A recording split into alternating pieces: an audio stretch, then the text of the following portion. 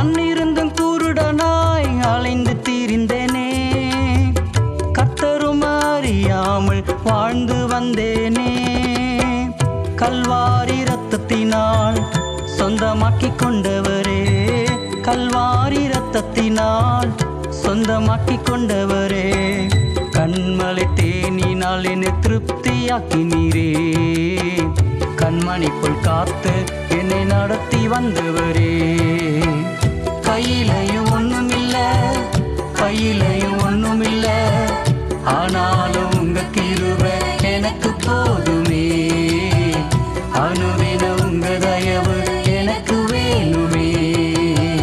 நன்றி சொல்லி பாடிடுவேன் நன்மைகளின் நாயகரே, எத்தனையோ நன்மைகளை எனக்கு செய்திரே. எல்லையில்ல கிருபையால் என்னை காத்து வந்தவரே.